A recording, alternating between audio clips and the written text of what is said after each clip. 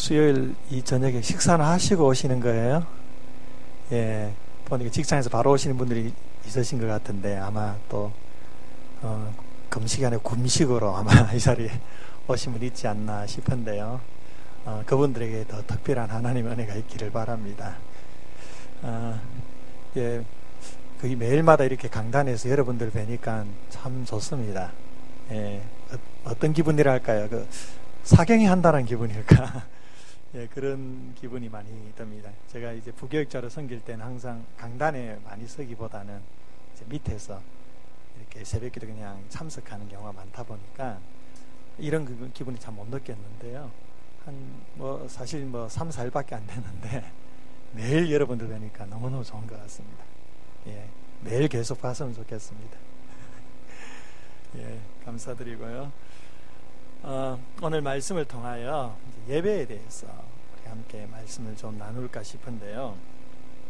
오늘 우리가 읽은 이 본문 말씀은 우리가 참 잘 알고 있는 그런 말씀입니다. 거의 외우다시피 하는 그런 말씀인데요. 이 말씀에 보면 23절에 하나님께서 예배하는 자들을 찾고 계신다, 찾으신다 라고 말씀하고 있어요. 저는 이 표현이 참 재미납니다. 하나님이 예배하는 자를 찾으신다. 하나님은 모든 것들을 다 통찰하시는 하나님이세요. 전지전능하시고 무소부재하시고 모든 것들을 다 깨뜨리시는 하나님이신데 사실 찾으실 이유가 없으시거든요. 안 찾으셔도 모든 걸 다 아시는 하나님이세요. 그런데 그 하나님께서 예배하는 자들을 찾으신다라고 표현을 하고 있단 말이죠. 그것도 예수님께서 그렇게 말씀하고 계십니다. 이 찾다라는 헬라 단어가 제테오라는 단어입니다. 이 제테오라는 단어는 그냥 찾는 게 아닙니다. 집요하게 찾는 거예요. 샅샅이 뒤지고 수색하면서 조사하면서 그렇게 찾는 것을 말할 때에 제테오라는 단어를 사용합니다. 이는 아버지 하나님께서 얼마만큼 예배하는 자들을 열심으로 찾으시는지 이 말씀을 통하여 우리가 충분히 연상해 볼 수가 있는 것입니다. 하나님께서 정말로 예배하는 자들을 잘 알지 못해서 이렇게 샅샅이 조사하면서 찾는다라는 표현이라기보다는 그만큼 하나님께서는 예배에 대한 예배를 받으시고자 하는 열정을 가지고 계시다라는 의미입니다. 하나님은 우리의 예배를 기뻐 받으시는 분이십니다. 그래서 그 예배자를 정말 간절히 찾는다라는 표현을 그렇게 표현할 정도로 열심히 하나님께서는 예배자들을 지금 찾고 계신다라는 겁니다. 그러면 왜 하나님께서 이렇게 예배자들을 찾으시는 걸까요? 저는 곰곰이 생각해 봤습니다. 왜 하나님께서 예배자들을 찾으실까? 답이 하나입니다. 그만큼 예배하는 사람들이 많지 않기 때문이라는 겁니다. 예배하는 사람들이 많으면 찾을 이유가 없죠.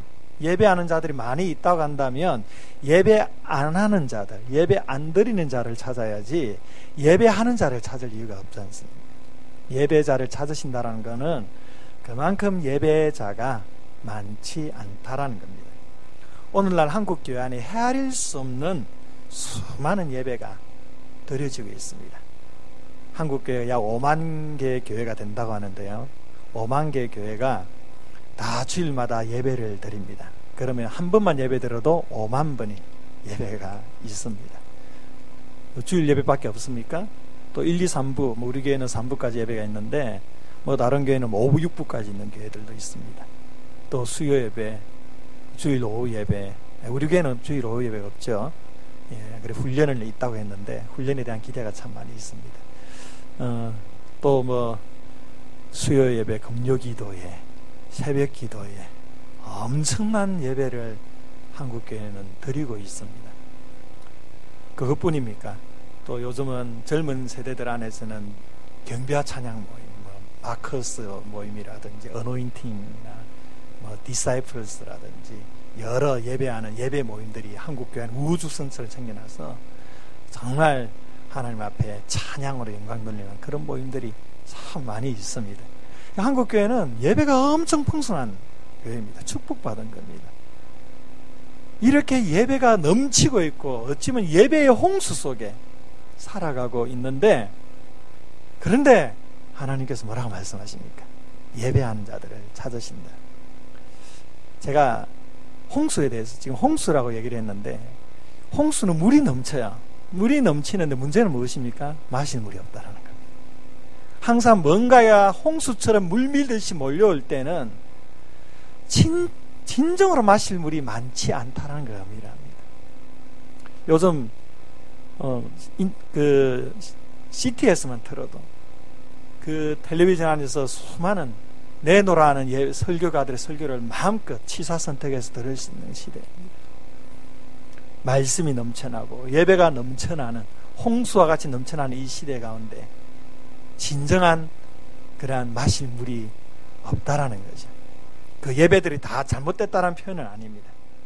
그만큼 이렇게 예배가 넘치면서도 아이러니하게도 하나님께서 찾으시는 예배자들이 많지 않다라는 것입니다.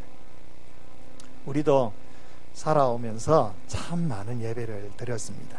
모태신앙은 정말 헤아릴 수 없는 수많은 예배를 드렸습니다.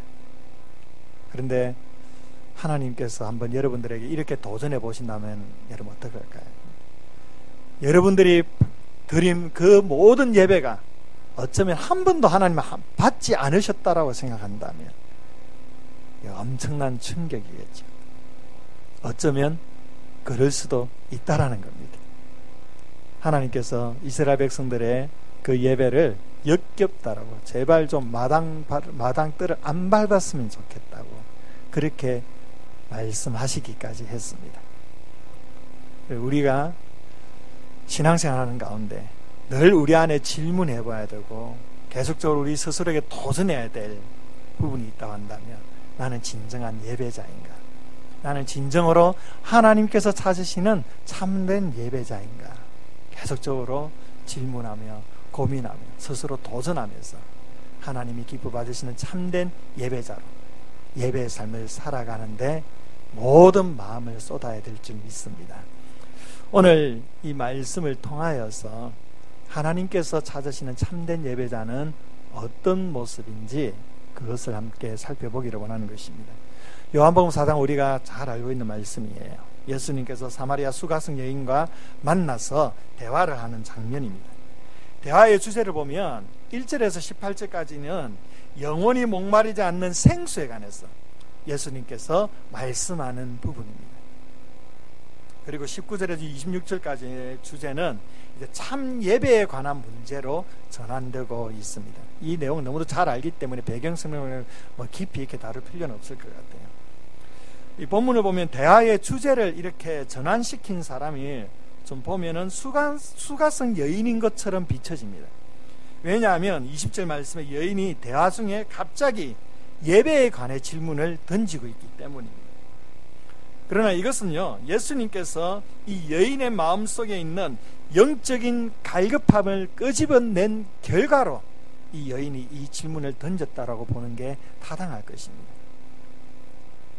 이 여인이 어떠한 여인이죠? 남편은 5명 있고 지금 현재 살고 있는 남편도 자기 남편이 아니라고 예수님께서 정확하게 찔렀습니다. 그래서 흔히들 이 여인을 창녀라고 하죠. 또한 이 팔레스타인 지역에는 이 물을 기르는 시간은 저녁입니다. 워낙 햇볕이 강하기 때문에. 그리고 물은 항상 여자들이 물을 기르게 되어 있습니다. 남자들은 물을 기르지 않습니다. 팔레스타인에 안 태어난 걸 감사하게 생각하십시오, 우리 여성분들은. 예. 그리고 여자들이 이렇게 물을 기르러 갈 때에 혼자 가지 않고 단체로 갑니다. 그런데 오늘 이 수가성 여인은요, 대낮에 혼자 물을 기르러 가는 겁니다. 그것은 무엇을 말합니까? 자신의 어떤 수치감과 부끄러움 때문에 이 다른 사람들과 단절하고 살아가고 있다라는 것입니다. 이 여인은 쾌락을 추구하면서도 마음에 만족이 없습니다. 채울 수 없는 갈증이 있는 겁니다. 다른 사람들과 관계도 단절되어 있습니다. 그래서 그의 삶은 공허했습니다. 이러한 여인에게 예수님께서 직접 찾아와 주신 것입니다. 4장 4절에 보면 사마리아를 통과하여야 하겠는지라, 사마리아를 통과하여야 하겠는지라 이 표현이요, 원어적으로 표현하면 예수님께서 반드시 내가 사마리아를 통과해야만 한다는 뜻입니다. 예수님께서 그냥 우연히 사마리아 땅을 들린 게 아니라 반드시 어떤 분명한 의도를 가지고 사마리아 그 땅을 통과하겠다라는 겁니다. 왜요? 이 여인을 만나기 위해서요. 그리고 이 여인에게 21절에 보니까 예수님께서 여자여라는 호칭어로 부릅니다. 이 여자여라는 표현은 우리 한국에서는 야, 이 여자야 이러면 굉장히 기분 나쁜 표현이죠. 그런데 이 여자여라는 게 귀나이라는 단어인데 굉장히 여자를 존칭해주는 말입니다. 굉장히 높여주는 말입니다. 예수님께서 그녀의 모든 부정한 삶을 잘 알고 계시면서도 결코 그를 경멸히 여기거나 무시하지 않으시는 것입니다. 아주 정중하게 극존칭을 이렇게 불러주면서 이 여인에게 다가가고 있는 것입니다. 그리고 예수님은 이 여인에게 영적인 자각을 주시기 위해 영원히 목마르지 않는 생수에 관해 말씀해 주십니다. 이 말씀을 듣고 난 이후에 이 여인 안에 영적인 갈망함이 막 불일 듯이 일어나기 시작한 것입니다. 그러면서 이 여인이 던진 질문이 바로 예배에 관한 것이었습니다. 이 여인이 자기가 가지고 있는 삶의 문제는 어떤 육체적인 것이나 세상적인 것이 아니라 영적인 것에 있음을 깨닫게 된 것입니다. 이 여인의 삶이 이렇게 무너지게 된 것은 다름 아닌 예배가 무너졌기 때문임을 그가 보게 된 것입니다. 예배가 무너졌기 때문에 하나님과의 바른 관계를 맺을 수가 없고, 그러다 보니 영적으로 공허한 삶을 살게 되었다는 겁니다. 이제 이 여인은 예수님의 말씀을 듣고 영적인 갈망함이 생겨지기 시작했습니다. 이 영적인 갈망함이 예배의 갈망함으로 이제 이어지게 되었습니다. 참된 예배의 회복은요, 바로 영적인 목마름, 영적인 갈망으로부터 시작되는 것입니다. 이러한 영적인 갈망함이 없으면 우리는 참된 예배의 자리로 온전히 나아갈 수가 없는 것입니다. 우리는 매주마다 많은 예배를 드리기 때문에 예배가 너무 익숙합니다. 그래서 어떤 경우는 예배 순서만 하나 바뀌어도 굉장히 불편한 거예요. 제가 청소년 사회 갈 때에 제가 처음에 사도신경으로 신앙 고백하기로 했습니다 하면서 하늘에 계신 우리 아버지를 그냥 주구장창 쭉 갔어요. 아이들이 아무도 안 따라오고 눈을 뜨는데 굉장히 아이들이 불편해하는 거예요. 그래서 제가 그때 이런 얘기를 나눴습니다. 물론 내가 잘못했지만 주기도문을 먼저 한다고 해서 뭐 특별히 문제된 게 뭐가 있냐. 근데 아이들은 반드시 그 예배의 시작은 사도신경이어야 된다는 거. 그런 생각이 이제 깔려져 있는 거죠. 그럼 아이들이 그러한데 어른들은 오죽하겠습니까? 예배, 제가 이제 조금 이따 예배 순서 좀 바꿀 거거든요. 그래서 좀 여러분들에게 미리 지금 밑밥을 깔아놓고 있는 중입니다. 예. 너무나 많은 예배를 드리기 때문에 예배가 너무 익숙하니까 문제가 뭡니까? 예배에 갈망함이 없는 겁니다. 그 영적인 갈망함, 그 목마름이 없으니까 예배가 형식화되고 의식화되고 그러다 보니까 그 예배가 문제가 되니까 하나님과 관계도 문제있게 되는 것입니다. 그러기 때문에 참된 예배의 회복은요, 갈망함으로부터 시작합니다. 영적인 목마름을 가지고 하나님을 향한 그 갈망함으로 주님 앞에 나아갈 때에 주님을 온전히 예배할 수가 있는 것입니다. 예수님은 이제 이 여인이 던지는 이 질문을 받아가지고 예배의 중요한 핵심들을 우리에게 명쾌하게 가르쳐 주고 있습니다. 사랑하는 성도 여러분, 여러분의 삶 가운데 예배의 회복을 원하십니까? 그렇다면 이러한 영적인 갈망함을 가지고 오늘 예수님께서 우리에게 말씀하시는 이 말씀에 귀를 기울일 수 있기를 바랍니다. 예수님께서 오늘 말씀을 통하여 예배에 대해서 가르쳐 주시는데요, 저는 이것을 세 가지로 한번 정리를 해보았습니다. 첫 번째로, 예배는요, 장소를 초월한다는 것입니다. 오늘 본문은 아니지만 20절 말씀을 보면요, 우리 조상들은 이 산에서 예배하였는데 당신들의 말은 예배할 곳이 예루살렘에 있다 하더이다. 이렇게 말씀합니다. 지금 이 사마리아 여인이 예배에 대해 처음으로 던진 질문이 뭐냐면 예배의 장소에 관한 것입니다. 이 구절을 직역하면요, 여기 보면 예배할 것이 예루살렘에 있다 하더이다. 이 구절을 직역하면요, 반드시 예배를 드려야만 할 장소가 예루살렘이다 라는 뜻입니다. 반드시 그곳에 예루살렘에서만 예배를 드려야 한다, 이런 의미입니다. 사마리아 사람들이 지금 드리는 예배 장소는 사실 그리심산입니다. 그러나 율법에 하나님이 지시하신 예배의 장소는 예루살렘이죠. 반드시 예배는 이 예루살렘, 이곳에서 드려야 하는 것이 율법입니다. 사실 사마리아 사람들도 예루살렘에서 예배를 드려야 된다는 사실을 알고 있습니다. 그래서 수가성 여인이 이 질문을 던지는 거죠. 그러나 그들이 그리심산에서 예배할 수밖에 없는 이유가 있어요. 우선 그들이 예루살렘으로 갈 수 없기 때문입니다. 예루살렘 사람들, 유다 사람들은 사마리아인들을 경멸하기 때문에, 그들은 아수르가 혼혈로 맺어진 사람들이고, 그리고 그들은 그 혼혈로 맺어진 그 관계 속에 아수르 문화를 거부감 없이 받아들인 그러한 민족이기 때문에 유대 백성들은, 예루살렘 사람들은 그들을 경멸했습니다. 그래서 절대 사마리아 사람들은 예루살렘으로 갈 수가 없습니다. 또한 이 그리심 산은요, 상징적으로 축복의 산이기 때문입니다. 이런 이유로 이 사마리아 사람들은 그리심 산에서 예배를 드렸습니다. 이 질문은 이 여인에게 있어서 굉장히 심각한 질문입니다. 왜냐하면 반드시 예루살렘에서 예배를 드려야 되는 것을 알고 있는데 자기들은 그리심 산에서 예배를 드려야만 하는 겁니다. 그러다 보니까 어떤 문제가 생깁니까? 예배에 대한 확신이 없는 겁니다. 이 예배를 받으실까? 예루살렘에서 예배를 해야 되는데 이 그리심산에서 우리가 예배하고 있다면 이 예배가 과연 예배일까? 이 예배를 받아주실까? 이 확신이 없는 겁니다. 확신이 없다 보니까 그 예배가 예배가 될 수가 없는 겁니다. 그러나 이것은요, 예배의 본질을 깨닫지 못하는 영적인 무지에서 나오는 것입니다.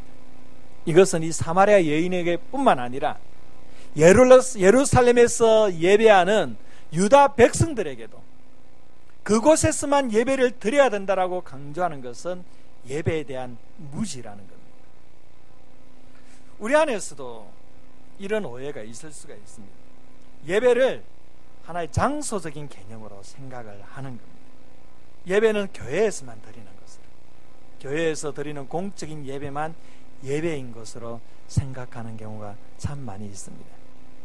물론 요즘은 옛날처럼 달라서 많은 예배에 대한 훈련이 있기 때문에 예배는 삶으로 드리는 것이구나, 예배는 내가 거하여 있는 장소에서 하나님을 높이기만 한다면 그곳이 예배의 장소가 될 수 있구나, 직장도 예배의 장소고, 이렇게 우리가 많이 배우고 가르침을 받고 있습니다. 그럼에도 불구하고, 그렇게 가르침을 받음에도 불구하고 여전히 우리 마음에 아직까지 깔려있는 생각은 예배는 교회에서 드리는 것, 교회에서 예배하는 것. 그래서 교회에서 예배를 드리지 못하면, 혹시나 한 번쯤 예배를 결석하게 되면 견딜 수가 없는 거예요. 좀 믿음 있는 사람들은 뭔가 하나님 앞에 잘못한 것 같고, 물론 주일 성수 열심히 해야 되겠죠. 그런데 이 예배를 하나의 장소적인 개념으로 생각한다면 그것은 굉장히 심각한 예배에 대한 오해라는 것입니다. 예배는요, 예배의 본질은 장소가 아닙니다. 장소가 절대 중요한 것이 아닙니다.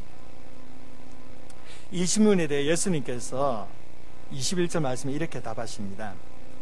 예수께서 이르시되 여자여 내 말을 믿으라. 이 산에서도 말고 예루살렘에서도 말고 너희가 아버지께 예배할 때가 이르리라. 이 말씀에 내 말을 믿으라 이렇게 표현했는데 이것은 좀 잘못된 번역입니다. 이 다른 원어 성경이나 영어 성경에는요, 내 말을 할 때 말이 없어요. 말이란 단어가. 그냥 나를 믿으라요. 나를 믿으라. 한글 성경에만 내 말을 믿으라. 왜 이렇게 번역했는지 모르지만 조금 좀 잘못된 번역이라고 생각이 됩니다. 내 말을 믿는 것과 나를 믿는 것은 굉장히 큰 차이죠. 여러분, 제가 이렇게 이 말씀을 지금 전하고 있는데 여러분들 제가 전한 말씀을 지금 믿으시죠? 안 믿으세요? 믿으시죠? 예, 제가 이단을 신천지를 하는 게 아니죠. 여러분 말씀 믿는 거 맞아요. 그렇지만 여러분이 나를 믿는 거 아니잖아요. 나를 믿는다 이러면 심각해집니다. 나를 믿는 게 아니라 말이죠. 내 말을 믿으라고 한다면 선지자의 말도 믿을 수 있고 다른 사람들의 진리를 전하면 그 진리 말을 믿을 수 있는 거예요.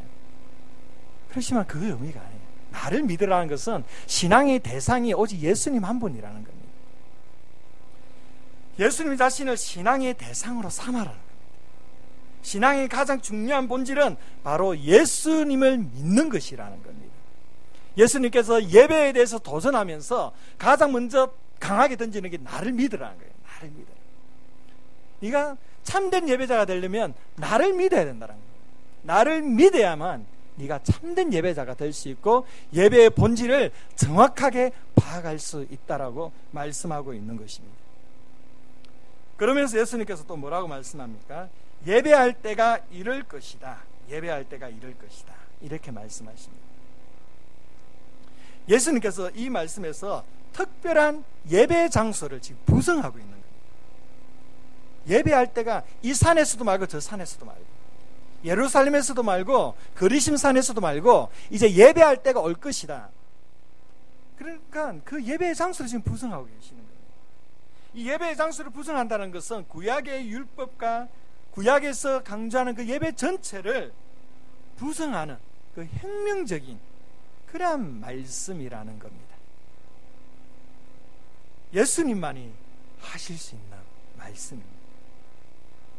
이제 이 장소에 제한된 예배가 아닌, 조금 후에 제가 설명하겠지만 영과 진리로 예배드리는 새로운 시대가 도래하게 될 것을 예수님께서 말씀하시고 계시는 겁니다. 우리의 예배는요, 절대 장소에 제한받을 수가 없습니다. 내가 서 있는 모든 현장이 예수님을, 하나님을 예배하는 장소로 사용할 수가 있는 것입니다.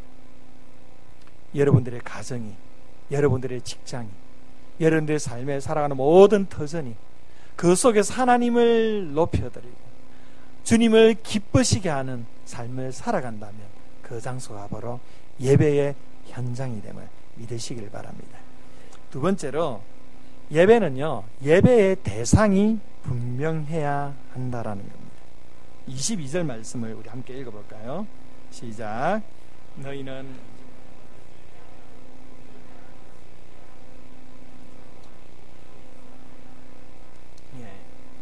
너희는 알지 못하는 것을 예배하고 우리는 아는 것을 예배한다. 이는 구원이 유대인에게서 난다. 이렇게 기록하는데요, 여기서 너희는 사마리아인이죠, 우리는 유대인입니다. 사마리아인들은 알지 못하는 것을 예배하고 유대인들은 아는 것을 예배한다. 이렇게 지금 말씀해 줍니다.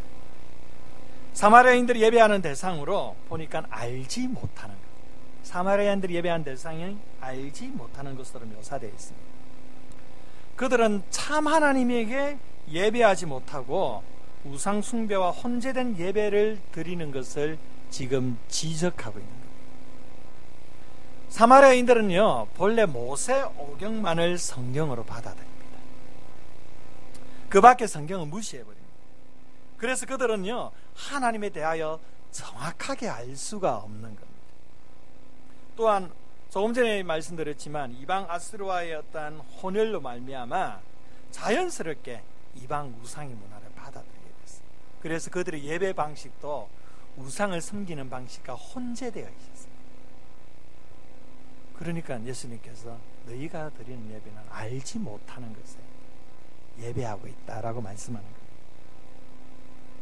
하나님이 어떤 분이신지 모른 채 예배하고 있습니다. 반면에 우리, 즉 유대인들은 아는 것을 예배한다라고 기록하는데요, 이것은 무슨 의미냐면 구약 성경의 모두를 유대인들은 성경으로 받아들이고 믿고 있습니다. 그래서 비교적 하나님에 대하여 사마리아인들보다 더 잘 알고 있습니다. 그리고 그들은 또한 성경에 의해서 지정된 정확한 장소, 그 예루살렘에서 예배를 드리고 있습니다. 이러한 점에서 유대인들은 적어도 예배의 대상인 하나님이 누구신지를 알고는 예배한다는 거예요. 우리의 예배의 대상이신 하나님이 어떠한 분이신지를 알지 못하면 그 예배는 절대 온전한 예배가 될 수 없습니다. 그냥 알지 못하는 것을 예배할 뿐입니다. 오늘 한국 교회 가운데 하나님을 예배한다고 하지만 알지 못하는 것을 예배하는 성도들이 얼마나 많이 있는지 모릅니다. 요즘 이제 많은 이제 시대가 바뀌어져 가면서 예배의 문화도 참 많이 바뀌어집니다. 제가 중고등 중학교 때만 하더라도 이 더러운 이 세례를 받지 못했습니다. 무슨 말인지 모릅니까? 예, 교회에서 더럼 치는 거는 큰일 납니다. 그때 이제 기타 정도. 예. 요즘은 어떻습니까? 굉장히 화려하죠. 저는 우리 생수교회 깜짝 놀랐습니다. 피아노 하나로 예배 드리고 또 함께 찬양하고 그러면서도 그 아주 풍성한 은혜가 있다라는 거. 이야, 이거 정말 저는 좀 이 오랫동안 예배사역, 찬양사역을 해왔기 때문에 사실은 악기에 좀 민감한 사람이에요. 그래서 우리 이 목사님과 좀 여러 가지 제가 이제 좀 그 교회 인수인계를 좀 받으면서요. 이제 예배에 대해서 많이 물어보고 악기는 어떤 거 씁니까? 그러니까 피아노 한 대 쓴다 그러시더라고요. 수요 예배 때 피아노 한 대 가지고 뭐 40분, 50분 기도에 인도를 하신다라는 겁니다. 목사님, 저는 못합니다. 저는 악기 없으면 못합니다. 예, 제가 오늘 걱정을 심히 많이 했습니다. 왜냐하면 좀 많이 길들여져 있기 때문에 그런 문화에 저 역시도 그걸 본질로 추구하는 게 아닌데 제가 그런 것들에 너무 이렇게 물들여 있다 보니까 당장 악기 없다 그러니까 막 두려운 겁니다. 그런데 요즘 뭐 우리 어른들 예배도 마찬가지지만 이제 젊은 세대들 예배는 더 하죠. 경배와 찬양의 모임이 곳곳마다 활성화되어 있고 그래서 원색적인 찬양, 조명도 화려한 그 세션들의 그 연주와 또 아주 세련된 그런 음악으로 굉장히 예배 드리죠. 그런 예배 모임에 가면 참 좋아요, 진짜로. 제가 서울에 와서 마커스 예배 모임 참 가고 싶었는데 시간 안 돼서 못 가봤어요. 늘 동영상을 한 번씩 보고 그러는데 너무 좋아요. 젊은 사람들이 막 열정을 다해 하나님 찬양을 그래요. 저도 이제 이런 예배 사역, 찬양 사역을 오랫동안 좀 섬겨왔거든요. 그래서 그런 문화들을 너무 잘 이해하고 그런 문화의 중심에 많이 있어봤습니다. 그런데 제가 젊은 애들을 이런 예배로 찬양으로 섬기는 가운데 참 많은 좀 문제들을 많이 봐요. 요즘 애들 찬양할 때 여러분들 보신 분들 알겠지만 그냥 정신줄 놓고 찬양합니다. 미친 듯이 찬양을 합니다. 막 뛰고 하면서 막 뛰고 소리 지르고 막 난립니다. 근데 그거 잘못된 게 아니에요. 그 자체가 잘못된 게 아니에요. 그래서 다윗도 하나님 춤을 추다 찬양하다가 바지가 벗겨지지 않았습니까? 성경에서 어디에 예배는 경건하게만 그냥 그렇게 해서는 안 된다 말씀 없거든요. 오히려 그런 열정을 다해 찬양하는 것들을 성경에서 막 지지하는 말씀들 얼마나 많이 있습니까? 그게 잘못된 게 아니에요. 문제는요, 그렇게 하고 나서도 뛰고 막 그렇게 하고 난 이후에도 삶의 변화가 없는 거예요. 왜 삶의 변화가 없느냐? 그들이 지금 예배하는 그 예배의 중심에 하나님이 있지 않은 경우가 너무 많다라는 겁니다. 그걸 어떻게 알 수 있느냐 하면 실컷 찬양하고 설교 딱 하는데 반 이상은 자요. 그렇게 뛰어노는 게 피곤하잖아요. 얼마나 피곤하겠어요. 예, 그렇게 뛰는데 안 자면 이상하죠. 예, 저는 이렇게 그런 모임에 가서 설교할 때 애들 졸고 있으면 이불을 덮어주고 싶어요. 야, 열심히 자라고 막 그러고 싶은데 예, 막 자기도 하고 예배 말씀에 집중하지도 않아요. 또 그러다가 또 다시 설교 끝나고 또 찬양하면 또 난리가 나요. 그런 경우가 참 많이 있거든요. 이게 심각한 거예요. 이런 게 알지 못하는 것을 예배하는 겁니다. 예배 자체를 예배하는 거지 하나님을 예배하는 게 아니라는 겁니다. 우리 성도님들의 또 어른 성도들 가운데서도 마찬가지예요. 또 반대적으로요, 이렇게 찬양하고 다른 어떤 요소들에 대해서는 굉장히 소극적이면서 그냥 말씀만 들으면 돼. 말씀만. 그래서 예배를 이렇게 설교 시간 전에만 오면 지각이 아닌 것을 생각하는 거예요. 지각이 아닌 것을 생각하는 거예요. 물론 뭐 어쩔 수 없이 지각하는 경우도 있죠. 뭐 차가 막히거나 여러 가지 뭐 그런 것 때문에 어쩔 수 없이 그런 경우 있지만, 이 습관적으로 인식 자체가 설교하기 전에 가면 돼. 말씀 듣기 전에 가면 돼. 그 말씀 딱 듣고 나면 이제 말씀 다 들었어. 다 알지 못하는 것을 예배하는 겁니다. 우리는 하나님을 잘 알아야 됩니다. 하나님이 어떤 분이신지를 알아야만 하나님을 참으로 예배할 수가 있는 것입니다. 예배의 깊이는요, 하나님을 아는 지식의 깊이와 비례하는 겁니다. 하나님을 알아가면 알아갈수록 우리의 예배의 깊이는 더해지는 것입니다. 여러분들이 참된 예배의 회복을 갈망한다면 하나님이 어떠한 분이신지 말씀을 통하여 계속적으로 알아갈 수 있기를 바랍니다. 그래야만 우리의 예배가 깊어질 수가 있는 것입니다. 예배는 맹목적으로 드리는 게 아닙니다. 예배는 하나님이 하나님 되심을 내가 경험하고 깨닫고 알게 될 때에 우리의 심령 깊은 곳에서 터뜨려져 나가는 것이 예배인 것입니다. 그래서 우리는 하나님을 알아가는 데에 우리의 온 마음을 다해야 하는 것입니다. 세 번째로, 참된 예배는요, 영과 진리로 드리는 것입니다. 23절 또 한번 읽어보겠습니다. 시작.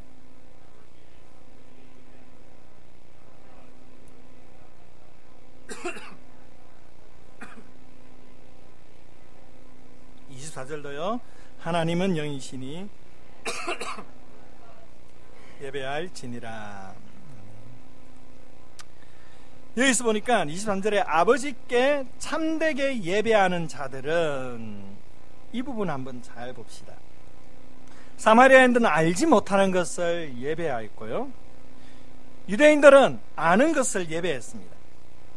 그러나 예수님께서 사마리아인들은 말할 것도 없고요, 유대인들의 그 예배조차도 참으로 예배하는 것이 아님을 예수님 말씀하고 있는 겁니다. 유대인들의 예배의 문제는 무엇일까요? 하나님을 알고는 있습니다. 문제는 마음이 빠져 있어요. 형식주의나 종교적인 의식만 그들에게 있었습니다. 그래서 그들의 예배에는 생명이 없었어요. 말라기스 말씀을 보면요, 그들은 예배의 형식주의에 빠져 있습니다. 그래서 하나님께 예물을 바칠 때에 저는 것, 눈먼 것, 이런 걸 바쳤습니다. 그래서 하나님께서 뭐라고 말씀합니까? 죄송합니다. 이 도둑놈들아, 이런 표현이에요. 거의 강강하게 하나님께서 도전하는 거예요. 막 책망하는 거예요. 이걸로 한번 니네들 총독에 바치면 이게 어떻게 될 거냐. 왜 그렇게 할까요? 하나님을 몰라서가 아니에요. 신앙의 매너리즘에 빠져 있는 겁니다. 형식주의에 빠져 있는 겁니다. 예배가 귀찮아집니다. 이게 유대인들의 예배의 문제입니다. 예배의 대상이신 하나님을 알고 또한 예배한다고 해서 그것이 무조건 참된 예배라고 말할 수 없는 이유가 바로 여기에 있어요. 우리가 하나님을 모르기 때문에 예배가 무너지는 게 아닙니다. 이 예배에 우리의 마음이 없을 때에, 우리가 전심으로 주님 앞에 드리지 못할 때에 우리의 예배는 무너지게 되어 있습니다. 그래서 예수님께서 참으로 예배하는 그 참된 예배가 무엇인가를 가르쳐 주는데, 그것이 바로 영과 진리로 예배하는 것이라고 말씀하고 있습니다. 하나님은 영이시니 예배하는 자가 영과 진리로 예배할지니라. 하나님께서 기뻐 받으시는 예배는 영으로 드리는 예배입니다. 그리고 진리로 드리는 예배입니다. 여기서 영이라는 것은 성령 하나님을 지칭하는 게 아닙니다. 그렇게 많이 해석을 하기도 하는데, 이 영, 이 프뉴마라는 이 단어는 성령 하나님을 가르치기도 합니다, 분명히. 또 다른 또 해석으로는 이 마음, 이 사람의 중심, 이런 걸 가르칠 때에도 프뉴마라는 단어를 씁니다. 그런데 여기서 영은요, 성령 하나님으로 해석하기보다는 이 마음의 중심으로 해석하는 게 좀 더 이 해석이 좀 자연스럽습니다. 그래서 즉 영으로 드리는 예배는요, 마음을 다하는 예배예요. 우리의 마음이 담겨져 있는 그 예배가 하나님께서 기뻐 받으시는 예배라는 겁니다. 우리가 어떤 상대에게 선물을 받을 때 그 선물 때문에 기쁜 이유가 무엇입니까? 그 선물이 좋기 때문이기도 하지만 더 중요한 것은 그 선물에 담겨 있는 그 사람의 마음 때문이죠. 제가 여러분들 패키지 4가지를 드렸었어요. 잘 받으셨죠? 예. 그런데 사실, 그리고 대단한 거 아니잖아요. 그리고 제가 그 사인할 때 제가 글이 정말로 예술이거든요. 글씨가요. 이거는 거의 명필 중에 명필입니다. 그래서 저는 이 글씨 쓰는 게 되게 핸디캡이 있는 사람이에요. 그래서 그냥 타이프 치는 게 편하고. 그래서 사인할 때 꽤 고민했어요. 이걸 해야 되나 말아야 되나. 사실 그래서 오대희 목사님한테 목사님 사인 멋있게 해달라고. 저자 사인이 훨씬 낫다고. 근데 굳이 저보고도 김 목사가 해야 돼라고 하더라고요. 너무 자신이 없어서 솔직히 표현하지. 그래도 또 그렇다고 또 타이프를 잘 붙이는 것도 이거는 또 너무 성의가 없고, 그래서 정말 기도하는 마음으로 마음을 다해서 하나님 글씨 잘 쓰게 해주세요. 그나마 나은 거예요.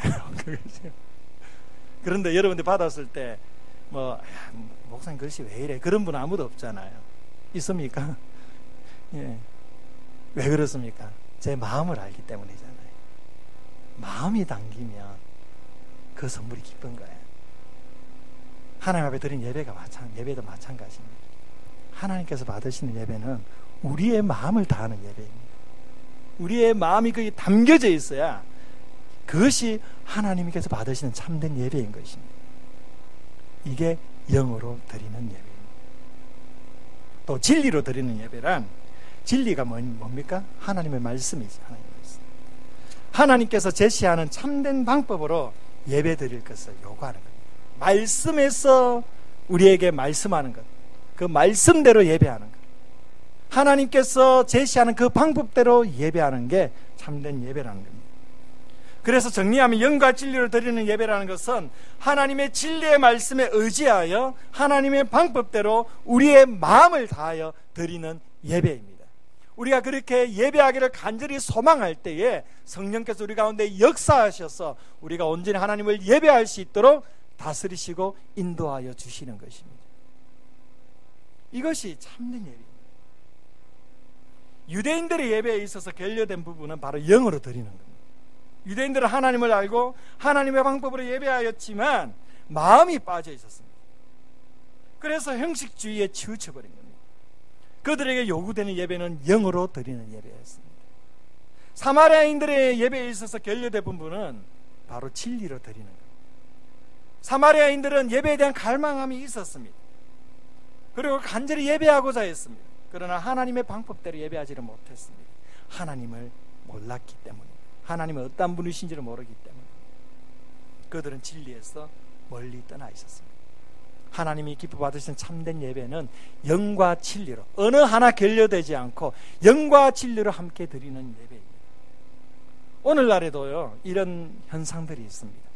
교회 안에서 말씀을 강조하는 그런 교회에서는 일반적으로 예배가 좀 경직된 경우가 참 많이 있어요. 그래서 이 마음을 다하고 열정을 다하는 그런 예배가 좀 약합니다. 그래서 말씀 오직 말씀 이렇게 강조하는 교회들은 좀 영으로 드리는 예배, 마음을 다해 드리는 예배가 좀 회복될 필요가 있어요. 또 이 기도와 은사를 강조하는 이 카리스마틱한 그런 교회들을 보면 마음을 다하고 있고 온갖 열정을 다하고 있지만 좀 성경적인 바른 방법으로 예배하지 못하는, 조금 약간 하나님의 말씀으로부터도 거리가 있는 그런 요소들이 있는 경우도 있습니다. 이런 교회들에게는 진리로 드리는 예배가 중요하겠죠. 이 두 가지는 다 중요합니다. 영어로 드려야 되고 진리로 드려야 됩니다.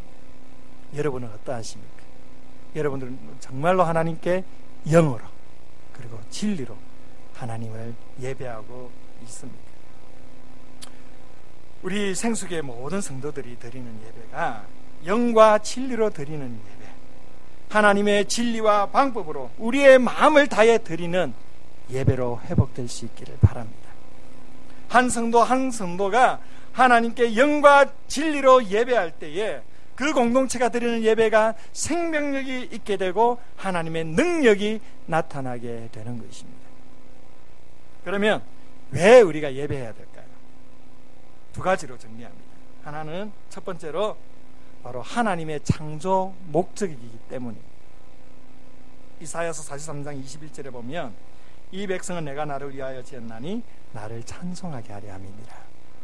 하나님께서 우리를 지으신 목적이 무엇입니까? 바로 예배하기 위해서입니다. 이 세상의 모든 피조물들, 심지어 돌들까지도 하나님을 예배하기 위해 창조되었습니다. 하나님께서는 특별히 흙과 생기로 하나님의 형상을 불러주어서 만든 하나님의 백성들, 그 인간들을 통하여 하나님께서 예배 받으시기를 원하시는 것입니다. 우리가 하나님을 예배하고 우리가 하나님을 찬양하는 것은 하나님의 창조의 목적을 이루어 드리는 것과 똑같은 것입니다. 두 번째로 하나님께서 예배를 통하여 만나 주시기 때문입니다. 하나님의 백성들이 하나님을 만나는 유일한 통로가 바로 예배입니다. 구약에서도 그렇고 신약에서도 그렇고 오늘날의 시대에서도 동일한 것입니다. 하나님께서는 예배를 통하여 하나님의 백성들을 만나 주십니다. 시편 22편 3절에 이스라엘의 찬송 중에 계시는 주여, 주는 거룩하십니다. 이스라엘의 찬송 중에 계시는 주여. 이 표현은요, 이스라엘이 찬양할 때 반드시 거하신다는 겁니다. 이스라엘이 하나님을 예배할 때 하나님께서 반드시 만나 주시고 임재해 주신다는 겁니다. 이것은 하나님의 분명한 약속입니다. 그래서 하나님께서 우리가 예배하기 위해서 우리를 창조하여 주신 것입니다. 또한 신약에서도요, 예수님께서 말씀하셨죠. 마태복음 18장에 두세 사람이 내 이름으로 모인 곳에 나도 그들 중에 있느니라. 이 두세 사람이 내 이름으로 모인 곳이란 그냥 일반적인 모임이 아니라 예배하는 모임입니다.